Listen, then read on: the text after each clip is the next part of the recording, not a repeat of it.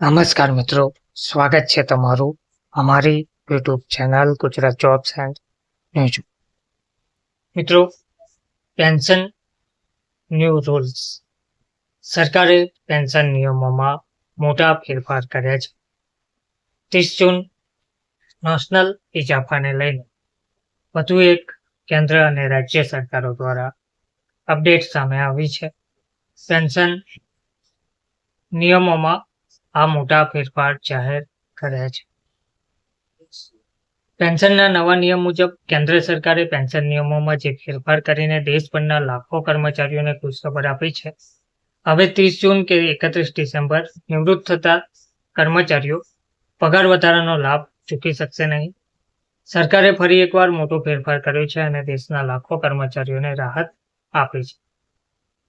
નવા નિયમ હેઠળ પગાર વધારા પહેલા 30 જૂન અથવા 31 ડિસેમ્બરે નિવૃત્ત થનારા કર્મચારીઓને પણ પગાર વધારાનો લાભ મળશે.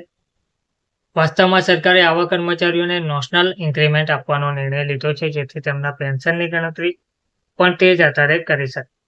હવે આ આધારે પેન્શન નક્કી કરવામાં આવશે. સરકારના આ નિર્ણયથી હજારો કર્મચારીઓને રાહત મળશે, જેઓ અગાઉ ફક્ત એક દિવસના તફાવતને કારણે પગાર વધારો ચૂકી જતા હતા.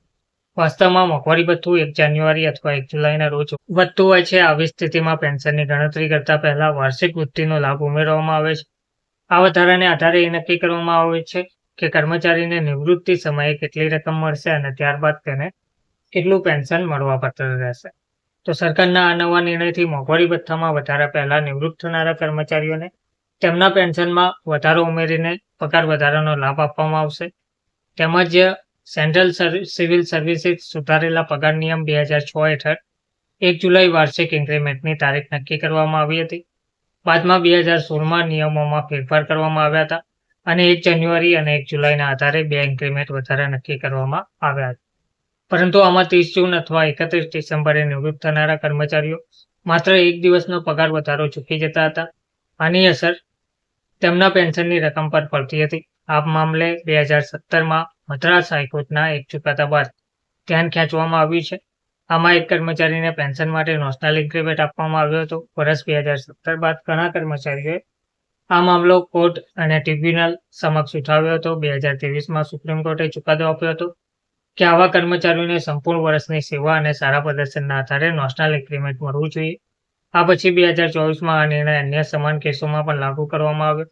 હવે DOPT દ્વારા 20 મે 2025ના રોજના ઓફિસ મેમોરેન્ડમમાં આધારે લાભનો આ નિયમ તમામ પાત્ર કેન્દ્રીય કર્મચારીઓ માટે લાગુ કરવામાં આવ્યો છે.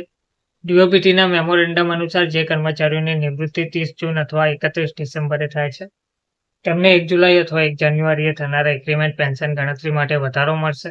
આ લાભ ફક્ત ત્યારે જ મળશે જો કર્મચારીઓની નિવૃત્તિ સુધી જરૂરી સેવા પૂર્ણ કરી હોય અને તેનું કાર્ય અને આચરણ સંતોષકારક હોય. નેશનલ ઇન્ક્રીમેન્ટ ફક્ત પેન્શનની ગણતરી માટે જ હશે, અન્ય કોઈ નિવૃત્તિ લાભ ઉપલબ્ધ રહેશે નહીં. પેન્શનની ગણતરી કર્મચારીના છેલ્લા બેઝિક પગાર અને સર્વિસ પીરિયડના આધારે કરવામાં આવશે.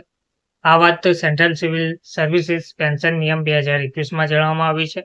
ઉદાહરણ તરીકે, જો કોઈ કર્મચારી 30 જૂને 79,000 રૂપિયાના પગાર સાથે નિવૃત્ત થાય છે અને 1 જુલાઈના રોજ 2,000 રૂપિયાનો પગાર વધારો મેળવવાનો હતો, તો પેન્શનની ગણતરી 79,000 રૂપિયાના પગાર પર નહીં પણ 81,000 રૂપિયાના પગાર પર આધારિત હશે.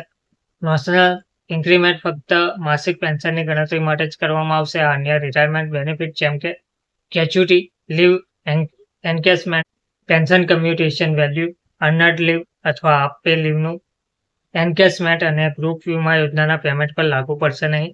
તેમની ગણતરી કર્મચારીના વાસ્તવિક છેલ્લા પગાર પર આધારિત રહેશે. નિયમોમાં ફેરફારથી લાખો કેન્દ્ર સરકારના કર્મચારીઓને ફાયદો થશે. આ તેમના આખા વર્ષના યોગદાનનું સન્માન કરે છે અને નિવૃત્તિ પછી તેમના પેન્શનમાં વધારો કરે છે. ધન્યવાદ.